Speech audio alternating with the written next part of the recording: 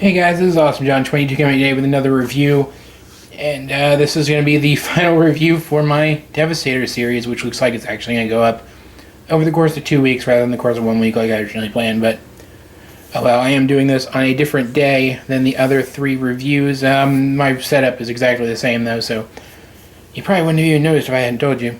Yeah, things came up, life, you know how it goes. And yeah, but here's the entire band all together. They look good together. They look like the freaking Constructicons.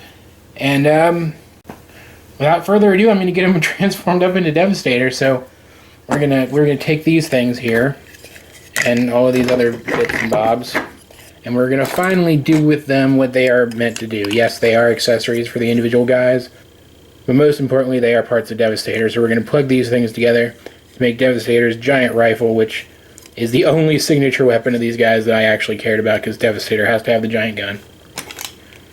Next, we're going to take these things, all 3 of these pieces, and we're going to put them together. There are peg holes here on either side. Peg that together. Now we get Devastator's big chest crest, and this is very important because this actually does help hold the figure together. But we'll get to that in a minute when we're building his torso, which is a little annoying. I'll talk about that at the time. And finally, we're going to take these things, and these are going to be his hands. We're just going to take these, pop them out, and then we rotate this so that the thumb is pointing out front of the whole assembly that was gracefully said. And we'll do the same thing on this side. And we end up with 2 hands of different orientation. Now, I want to point out, when you're rotating these things, this whole assembly here that it rotates on, hold this when you're rotating it. Don't just hold this, because it'll very likely, now it's not going to do it because I'm trying to show it off. This rotation is strong enough here that there we go. See, it almost popped it right out of there. So you got to be careful of that. Otherwise, it's pretty straightforward and simple. So let's go ahead and start getting these guys transformed up. Let's start with Scrapper here. I have these guys in robot mode because robot mode is actually the mode it's more difficult to get some of them transformed from, so I want to show that off. So what we're going to do is we're going to take this. We're basically going to transform him back to vehicle mode, mostly. Go on, get your head in there. There you go. Now, I'm not going to talk my way through this. I might even speed this section up because, I mean, you've seen him transform before, but we'll see what happens.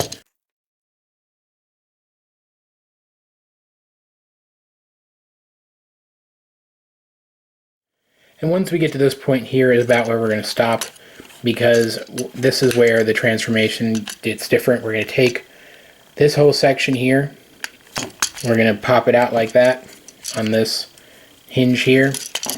Then we're going to come here and we're going to take these and we're going to peg them into these slots back here and just omit the ones that were up here. And then we're going to take this and we're going to rotate it so that this peg hole is facing out this way. And then what I like to do, and you don't have to do this, it's just me, I like to fold this up to give more definition to what will eventually be Devastator's shoulder.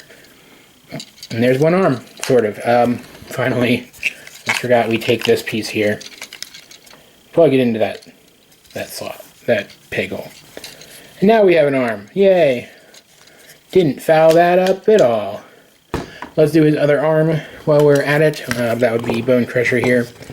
Once again, we're basically just going to transform him back to something resembling his vehicle mode. So let me go ahead and speed that up.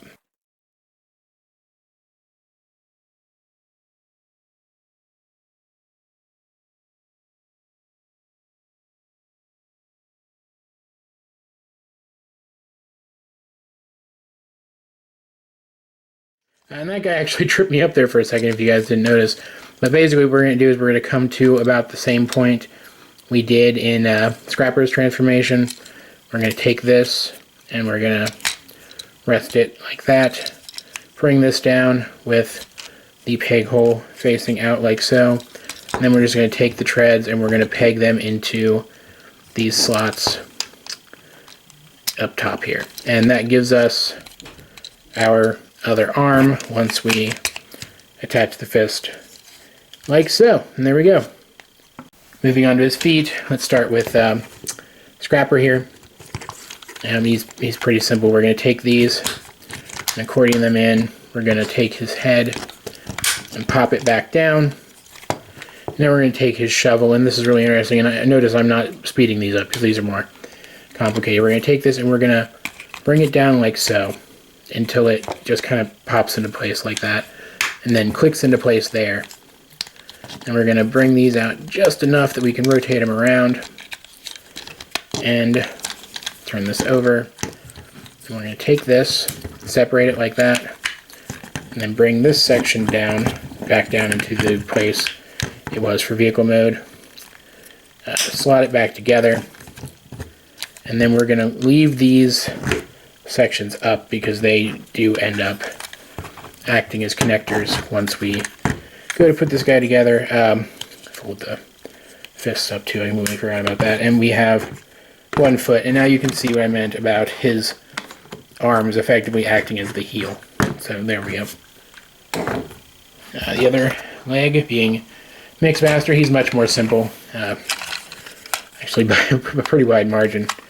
We're going to take these and open them, which lets us bring these forward, just because I always forget if I don't do it early on. So there's that, and then fold this back into place. And we're going to take this, peg it together, and rotate that up. That was right, there we go. And then take this section here, bring it back, rotate the head around so that it's inside there, straighten out the arms, and then bring them down and just peg them in there. Now actually what we're going to do, what I like to do, this isn't necessary, what I like to do is take the arms and actually bend the other more broken freaking arms. And that lets us use the built-in foot tilt that otherwise the arms would block. And we're going to leave these sections up because they will also act as connectors once we get to combining them. And there's the other foot, and I'm starting to run out of room on my table. That's great. And now the torso. The torso is the most difficult part of this guy by a pretty wide margin because everything kind of has to line up perfectly. So let's go ahead and let's do Hook first. He's a little more difficult. We're effectively just going to take these sections here and put them back into their vehicle mode configurations. Whoop, and there it popped right back off again. It's starting to get annoying, man. Like, genuinely so. Yeah, anyway, fold that up, accordion this up, slot it into place, peg this back together, take this, accordion it back, put his fists into his arms, basically returning him to vehicle mode. I don't know why I didn't speed this one up, to be perfectly honest. And now we're going to take, actually let's go ahead and break his arms, bring these down, get them a little out of the way. We're going to take this, and we're going to fold him around, and then that tabs in like that. And again, this has to be not here, but over here. And then I'm going to go ahead and I'm not going to save the head reveal for later because the head actually does tab in and help stabilize all this. The head comes out, and there's the head. There's Devastator's head, and pretty cool. And this arm you can then bring back up. This one has to sit here because this section gets in the way. But yeah, so let's set him here for now. Move on to Long Haul. Long Haul is interesting. We're going to bring his arms up like this, and they actually do kind of pop into place like that. And then bring this head down and bring this back, which will give us clearance to rotate this back around. Then we're going to spread this out, fold his feet back up, and then we're going to take these sections that we're putting on the front of his legs in robot mode, bring them around. This is going to act as the connection port for his Devastator legs. And then we're just going to lower his this back down. We can put it in here, and it clicks into place. But then we can't rotate his waist really. So I just kind of like to leave it loose and just let it rest there. Bring this up a little bit. So he got even taller now. And you can see up here, there are some posts and there are some clippies on the top edges of these. So show you this as best I can. We're going to come here, unhook and fold this down, and pop that out. You can see now he's got these little clips here. And this purple clip will slot in there, and this will slot in there. And then these clippies will slot in there and there. And that will hold everything together fairly well. The chest plate still has to kind of come in and help. But let's see if I can show this off. It's tricky. Especially since that likes to fold back up. Come on.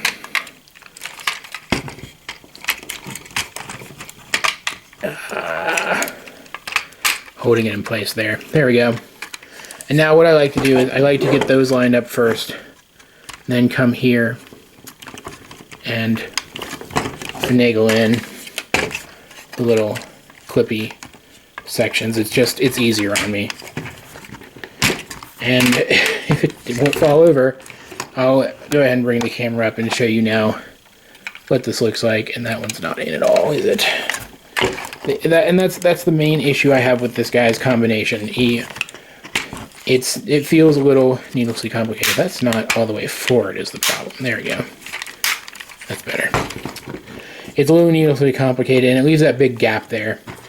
And that's because like I said, the chest plate is absolutely necessary to hold this guy together completely. So what we're going to do, we're going to take this, and you can see right there, there's a little post that's going to slot in here, I believe. Yeah, that looks right. So let's go ahead and take this, and then we're going to have this little clip, this little black clip. It's going to clip in like right around there.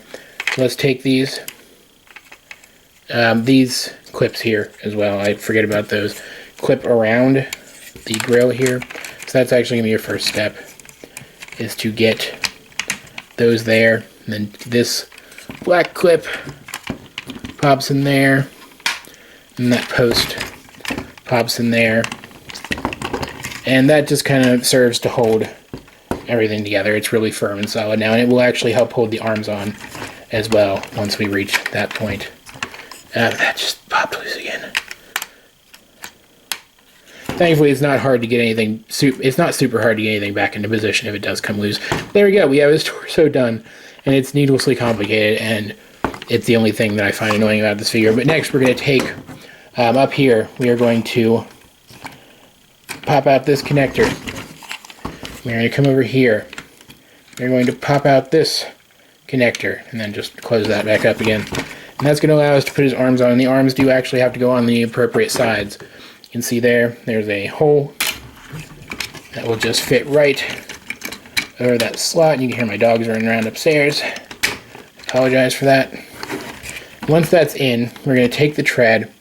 You can see this slot here will slot into the other slotting point on the tread, which I think is really clever. And then you can see there are two posts, or two tabs there that will slot in here in the front of the tread, and you have to kind of come underneath here. This is a little weird from behind the camera, and press that together, and that will slot in.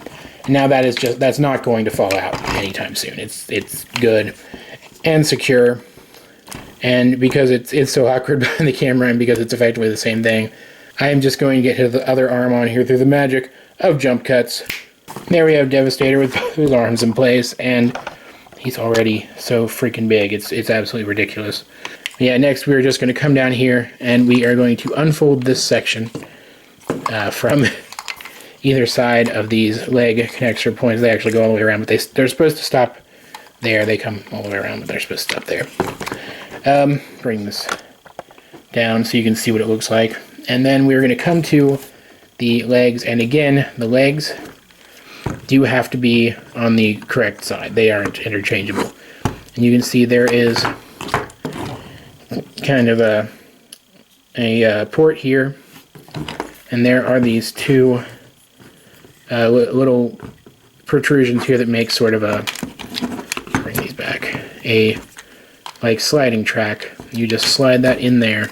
We take these and we bring them like this, and they do peg into the back of that extension, that combiner port extension area, and we have one leg on there, and it is a very secure connection. It's not going to come loose.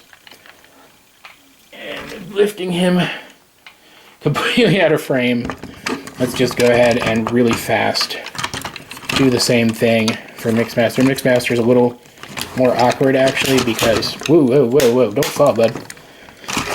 Because you have the mixer area in the way. You have to drop this down like that-ish, and then slide it back on the track, and then bring these up. And they just peg right there into the back. And finally, here we have Devastator in his combined robot mode, and this is a hard one to get in frame, guys. I had to put my camera tripod all the way up, move the camera back a bit, and you can see he still isn't entirely in frame. There he is next to Classics Optimus Prime and Combiner Wars Legends Rodimus again, just so we can get a sense of scale. Optimus Prime barely comes up to this guy's knee. Barely. And I'm counting like the very tips of his horn. Actually, I'm lowering myself down a little bit now so I can get more of like a flat, plain old view of it, and he doesn't even come up to Devastator's knee. It's absolutely insane. He's just huge, and I'm actually going to have to get up from my spot behind the table and go over to the side here to show you Devastator's articulation, because I can't reach him. I'm so far back from my table just to get him in frame. I can't reach around that far. That's crazy. Absolutely crazy. One more size comparison really fast. Here he is with another form of Optimus Prime, the Combiner Wars. I believe this one's called like Ultra Prime or something. There's like an Ultra Prime and Optimus Maximus. I'm not really sure which one's which. But you can see he about comes up to Devastator's waist, and he's I'm looking at my Combiner Wars shelf right now, and I don't know, he's about as tall as the tallest Combiner Wars combiners that we've gotten so far. So yeah, Devastator just towers over them, and I wish I could find my Leader Class Megatron. I'm not sure where it is since the move, but he comes up to about, I don't know, there-ish on Optimus to give you a sense of the scale. This is just a massive figure. I mean, it's insane. It's crazy how big it is. I never had all the third-party Hercules not Devastator figure, so I don't know how big it was compared to this. I'm sure there are some reviews out there that show it off if you want to find them, but this is just perfect. This is just like the perfect size Devastator for me. I absolutely love this figure at this size. I think it's great. It's not 100% perfect as far as figures go, don't get me wrong, but I like this scale. I know he's maybe a little too big. Some people keep saying that, but I really dig it. I really dig the figure, and its size scale, I'm not going to complain about it. So let's go ahead and get Ultra Prime out of the way, and finally get on to finishing up this series of reviews. I'm going to come around to the side here, hi, and show you a little bit of Devastator's articulation. Let's take his gun out of his hand. First of all, his hands do open and close. Closing them, though, usually brings this little peg out. That's the peg you would use to turn it into a missile weapon in the individual modes. He does have shoulder rotation that you can see here. He goes in and out at the shoulder. He rotates at the elbow. I'm hoping this is all still in frame. Let's do it like this in case, because I can't find a position where I can see the camera and like straight on and still do this. He rotates at the wrists. His head rotates. It doesn't look up and down, but it does rotate a full 360 despite this little panel here looking like it would get in the way. And of course, he has the same articulation on the other arm. He has, for his waist, if you leave this here unpegged, this back part, he can rotate at the waist on this nice ratchet. Very nice. And you can see here, these panels rotate up so that you can bring his legs all the way forward, and then he does bend on a ratchet at the knee, and he does rotate just there below his hip joint. So let's get him all straightened up again. This figure, guys, is just, it's so massive. It's great detail on it. It's effectively all the detail of the various, get back behind the camera now,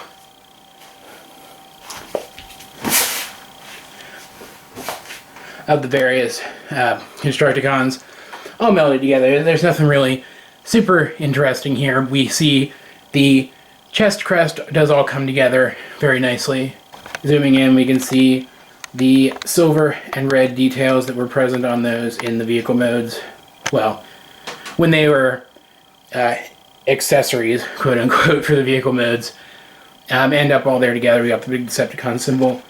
The head has some really nice silver on it with a nice big red visor, though but some people take issue with that. They want him to have the eyes that he had sometimes in the show. I always remember him with a visor, though, so I don't have an issue with that. You can see some Scavenger's details end up there on the front side of his arm. Some of Bone Crusher's, sorry, I almost forgot his name. Bone Crusher's details end up there. Some great detailing on his crotch-ish area, I guess. And then down here on the feet is where things are a little more bland on the legs and the feet. It's pretty much just green down to his feet, where we have little bits of purple, and that's about it. So most of the detail is in the upper body, though, to be fair, that's pretty typical of Transformers nowadays. As we saw before, he can hold his giant weapon. It's a very nice looking weapon with some great molded detail all the way through, and a big barrel there in the front. You can definitely imagine this thing doing some damage. It's fairly heavy too. I mean, it's mostly hollow, as you can see, but it's still a fairly heavy weapon, which is always nice. I mean, this guy is just, he's really impressive. He's a lot bulkier than you would expect him to be. He has a lot more heft without being too heavy. Like, a figure this size a few years ago would have been really freaking heavy, and it would have been incredibly top heavy most likely, and this one, it is not the case with this one. This is one time when I feel like having minimalist amounts of plastic, having hollowed out parts, actually works to the benefit of the toy, because otherwise this guy would just be too large to be feasible. Too heavy to be feasible, rather. And I really like it. This guy, he evokes the Devastator that I knew as a kid when I was watching the show in my parents' room really early in the morning while they were getting ready to leave for work, because that's the only time it was on that I could watch it. And this guy would show up. I would always loved when this guy would show up and he would kick butt. And this guy evokes the same kind of thing, towering over my other figures, taking up a huge amount of space on my Combiner Wars shelf as it exists right now.